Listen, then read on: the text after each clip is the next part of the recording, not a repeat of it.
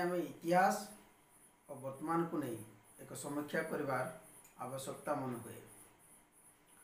नमस्कार, मु कोटी। सुडान गृहयुद्ध अंतराले सागुना एवं छोट शिशु कन्या को नहीं एक खबर परिवेशन और तार परिणाम को नहीं आलोचना करिवा। सागुना एवं छोट शिशु कन्या द स्ट्रगलिंग गर्ल भाव में जनाशुना।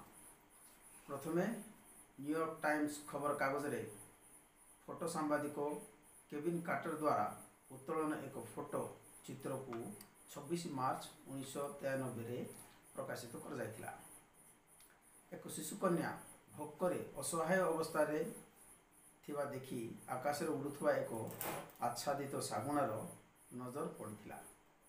मार्च 1993 रे उक्त शिशु कन्या वर्तमान दक्षिण सुडान रो आयोड्रे प्राय 1.5 माइल दूर रे मिलित जातिसंघर फीडिंग सेंटर रे पहुँचवा चेष्टा करुवा एवं ए घटनारू शिशु कन्या बंची जाइथिबा जना जाए।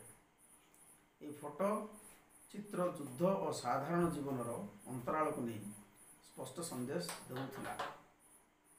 ए फोटो चित्र समग्र पाश्चात्य देश को मानविकता को नहीं विचार करने को बाध्य कला।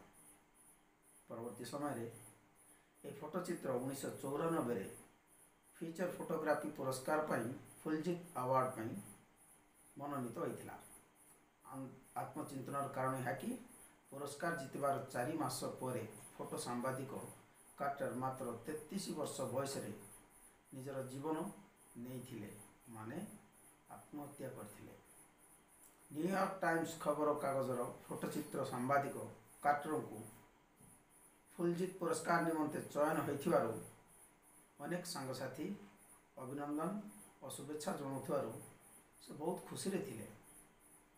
किंतु गोटे दिन राति जड़े व्यक्ति फोटो सांबादिक कार्टर को फोन करी सागुना और शिशु कन्या फोटो उत्तोलन परिस्थिति परिवेश और समय को नहीं प्रश्न करथिले। कार्टर समस्त प्रश्न उत्तर रखुथिले।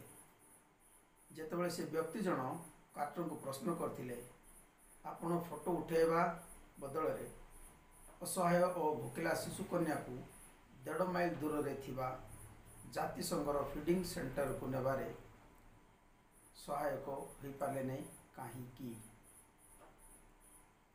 बस कार्टर उक्त प्रश्न उत्तर रखिबारे असमर्थ होइथिले एवं ए प्रश्न को नहीं से निजको निंदा करने सह मानसिक रूप भांगी पड़ते शेष से आत्महत्या करथिले। 1983 ରୁ 2005 मध्य केंद्रीय सुडान सरकार एवं सुडान पीपुल्स लिबरेशन आर्मी मध्य विवाद थिला।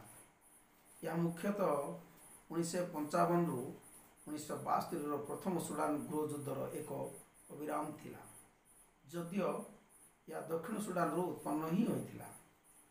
या 22 वर्ष धरी चलथिला एवं या रेकर्ड रे दीर्घतम गृहयुद्ध मध्यरु अन्यतम बोली कहा जाए। युद्ध शेष होबार 6 वर्ष पर दक्षिण सुडान स्वाधीन पाइथिला। आज आमे भारतीय युद्धकालीन परिस्थिति रे न थाई पारो किंतु महामारी कोरोना समस्त भारतीय को आतंकित करुछि। ए घड़ी संधि समय रे आम गणमाध्यम कार्यप्रणाली और खबर परिवेशन को नहीं सुडान गृहयुद्ध समय फोटो सांबादिक कार्टर खबर परिवेशन घटना मन पड़ जाए। कारण महामारी को नहीं देशर नागरिक मृत्युवरण करुवा बेले सामान्य स्वास्थ्य सेवा अभाव वंचित संक्रमित और परिवार सदस्य भयभीत थिबा बेले इलेक्ट्रॉनिक और छपा मीडिया निज व्यवसाय और छवि चमकाइबारे लागिछंती।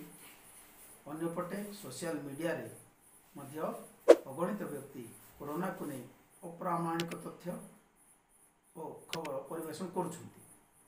देखा बाकी रहा आम देश में केतेजन गणमाध्यम प्रतिनिधि और तथाकथित सोशल मीडिया प्रवचनकारी कार्टर परी पश्चाताप ନେଇଥିବା ପଦକ୍ଷେପକୁ ଅନୁସରଣ କରିବେ। ବିଶେଷଜ୍ଞ ଓ ସ୍ୱୀକୃତିପ୍ରାପ୍ତ ଡାକ୍ତରଙ୍କ ପରାମର୍ଶକୁ ଅନୁସରଣ କରନ୍ତୁ। ଅନୁରୋଧ, ମନକଳ୍ପିତ ବିକୃତ ମାନସିକ ବ୍ୟକ୍ତି ଦ୍ୱାରା ପ୍ରାୟୋଜିତ ଭିଡ଼ିଓ ବା ଖବର ଦେଖିବା ବା ଅନ୍ୟକୁ ସେୟାର କରିବା ପାପରୁ ନିଜକୁ ନିବୃତ୍ତ ରଖନ୍ତୁ।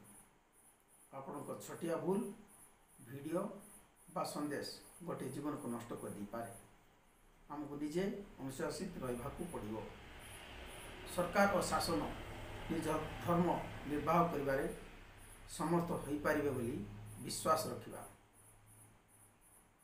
ପରିଶେଷରେ ମାସ୍କ ବ୍ୟବହାର କରନ୍ତୁ, ନିୟମିତ ହାତ ସଫା କରନ୍ତୁ, ବ୍ୟକ୍ତିଗତ ଦୂରତା ପାଳନ କରନ୍ତୁ।